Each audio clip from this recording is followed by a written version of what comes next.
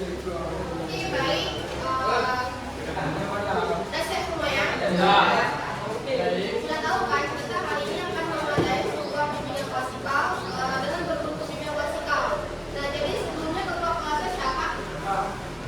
Boleh dipimpinkan doa supaya kegiatan kita hari ini berjalan dengan efektif. Kita belajar, tapi kita berdoa agar kita doa dimulai.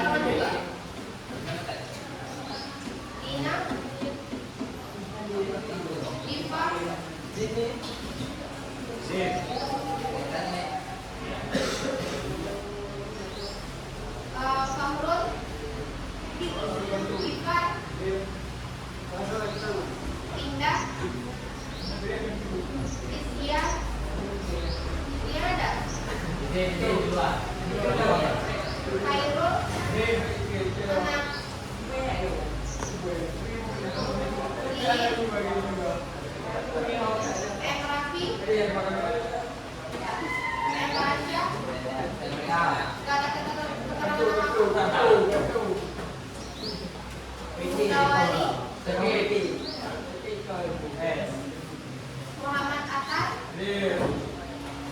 Muhammad Fajar, Muhammad Hafiz, Muhammad Rasya, Rasya Ali, Mutlainatul, Najwa, Isa Asri, Nurul Fadilah,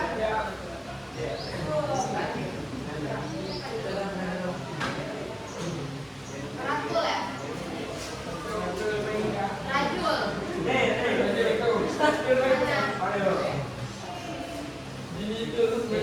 Rizky, Salman, Siti, Siti Laya,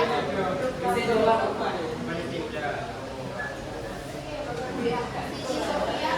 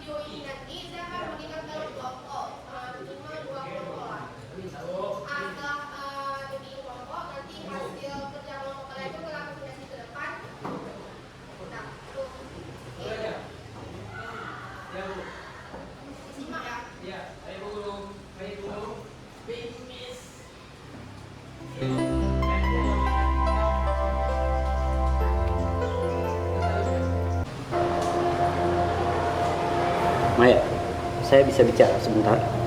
Oh iya Pak Satrio, ada apa? Bapak lihat dalam beberapa hari ini kamu kurang fokus belajar. Maaf Pak, saya... Bapak sudah tahu tentang foto yang ada di media sosial. Apa karena itu kamu kurang fokus belajar? Nanti jam istirahat kita bicara sebentar dengan Bapak sekolah ya. Baik Pak. Ya sudah Maya. Anak-anak, sebelum kalian pulang, Bapak ingin menyampaikan sesuatu kepada kalian. Yaitu tentang masalah perundungan maya. Pastinya kalian sudah tahu. Jadi kalian hati-hati dalam bermain media sosial. Kadang kita tidak tahu dampak apa yang kita tulis di media sosial. Dan itu bisa menyakiti orang lain, bahkan teman kalian sendiri. Bisa saja diri kalian sendiri. Jadi lain kali kalian harus berhati-hati dalam menggunakan sosial media.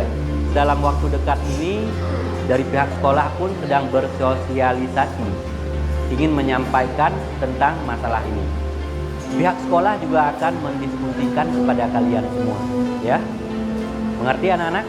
Mengerti Pak. Ya udah, untuk hari ini cukup sampai di sini dulu ya.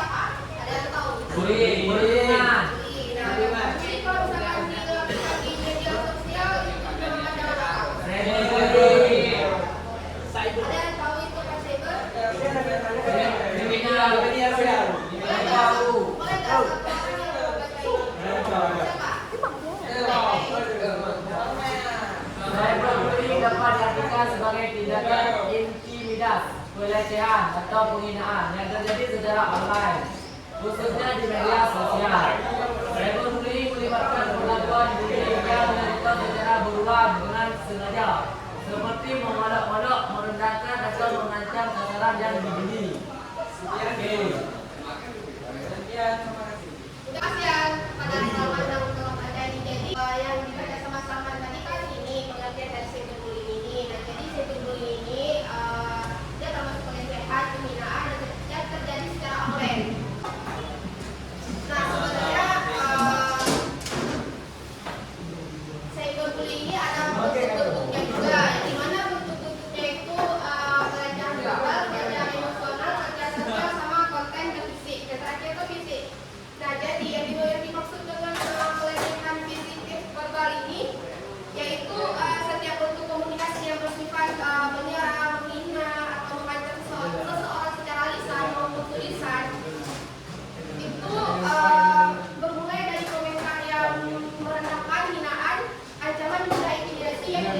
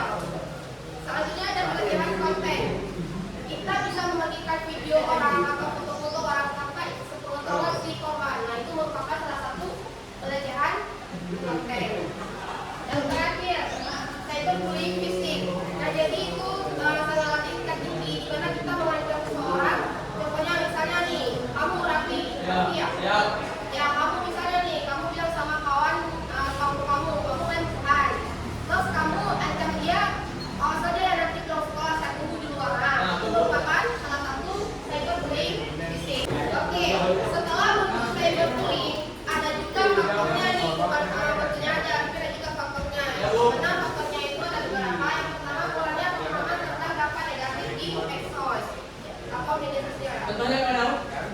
Misalnya nih, orang pemahaman. Sebenarnya kalau kita main medsos itu kita harus tahu juga apa dampaknya. Jangan kita hanya main-main saja. Betul. Yang kedua, penggunaan akses terhadap media sosial. Kita sekarang di mana-mana ada wifi kan. Di kafe ada wifi, di warkop ada wifi, bahkan di rumah pun masing-masing ada wifi itu bagi yang rasakan.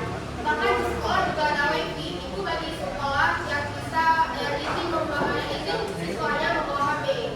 Nah, jadi di mana di situ kita bisa mengakses media sosial, ya kan? Yang ketiga, keinginan untuk mendapatkan perhatian. Jadi kalau dibilang zaman sekarang itu FOMO nggak sih? Kalau misalkan kita buka foto, ya kan? Ini kebanyakan cewek kayak gitu. Pergi ke laut atau duduk di kafe bukan foto, nggak pernah di sana, ya kan? Itu merupakan keinginan untuk mendapatkan perhatian. Selanjutnya ada keinginan untuk membalas dendam. Tahu membalas dendam nggak? Nah jadi misalnya nih kita ada orang yang nggak suka sama kita. Halo. Boleh lanjutin nggak? Boleh. Siap. Silakan. Selanjutnya ada keinginan untuk membalas dendam. Misalnya nih kan ada kan pasti salah satu teman kita yang nggak suka sama kita. Nah jadi cara kita untuk membalaskan dendam mereka tuh kita menggunakan akun fake.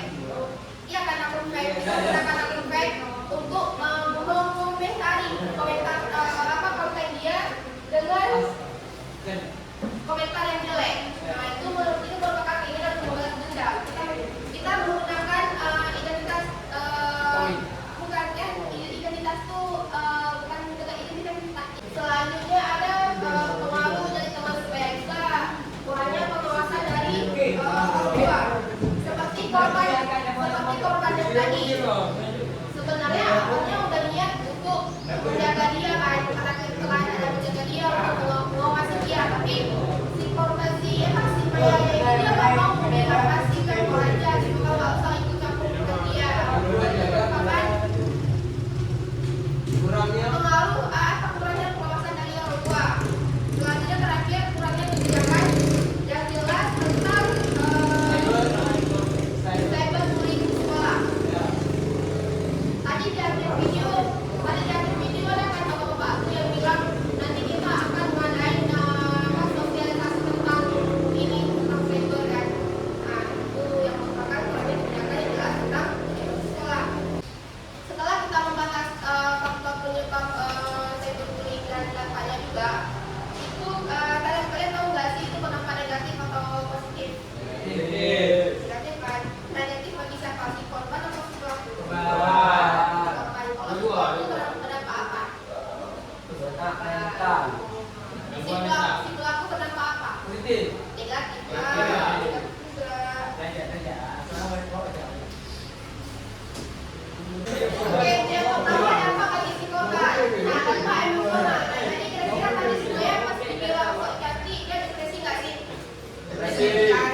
Depresi. Di situ sebenarnya depresi malu, nggak fokus belajar, dan juga bahkan dia agak melawan kesabaran ego. Nah, itu merupakan dampak emosional. Nah, tadi kan dampak bagi si korban, sekarang dampak bagi si pelaku. Nah, yang dimana dampak bagi si pelaku itu dampak sosial, dampak hukum, dan dampak psikologis. Nah, jadi untuk dampak psikologis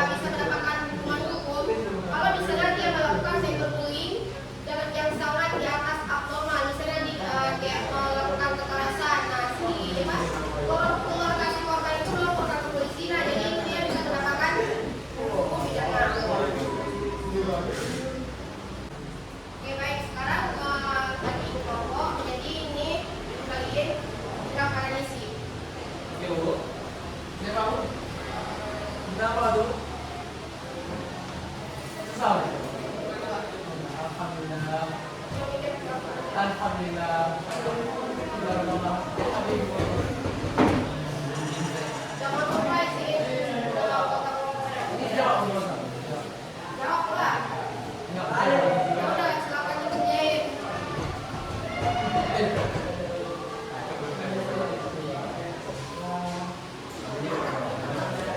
Nggak dikat kok.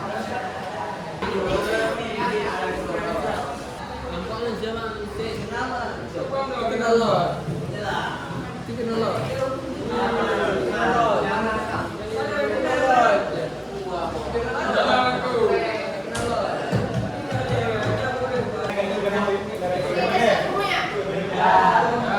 Kenapa yang mau mandi duluan? Mana? Cewek duluan ya?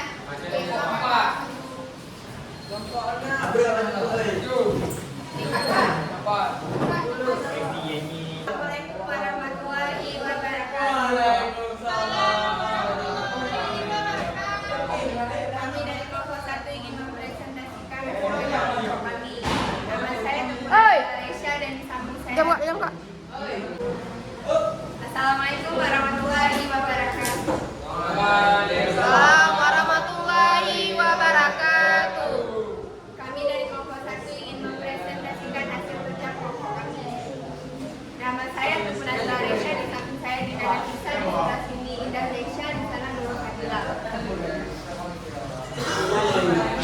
Jadi dampak bagi pelaku satu konsekuensi buat sanksi sekolah atau tempat kerja, tiga reputasi buruk, 4 kesulitan emosional, 5 kemunculan sosial. Pengembangan strategi berdasarkan investigasi rancanganlah strategi untuk mencegah dan mengatasi cyberbullying secara efektif. Cara mencegah: pendidikan karakter, ajarkan empati, etika digital, dan tanggung jawab dalam penggunaan internet. Perhatian dan komunikasi, orang tua dan guru perlu mendengarkan dan memahami masalah anak untuk mencegah pelampiasan emosi secara negatif. Hanya itu yang bisa kami sampaikan. Assalamualaikum warahmatullahi wabarakatuh. Waalaikumsalam warahmatullahi wabarakatuh. Oke, selanjutnya kelompok terakhir. Kelompok terakhir yuk.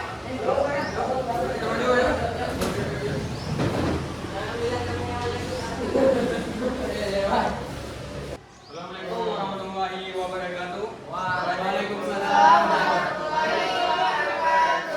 Kami dari kelompok 2 yang berminta Salman Al-Farisi, Muhammad Bajar, yang Rafi Akbar, Fahrul, dan Fahrul.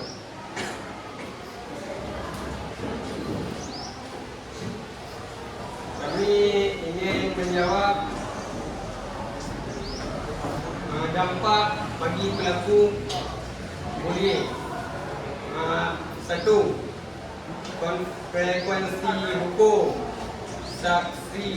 sanksi sekolah atau tempat kerja, reputasi buruk, kesulitan emosional, kemunculan sosial.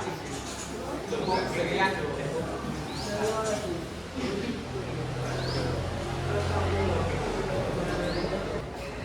Selanjutnya, cara mengembangkan strategi. 1. Berdasarkan investigasi, rancanglah strategi untuk mencegah dan mengatasi cyberbullying secara efektif.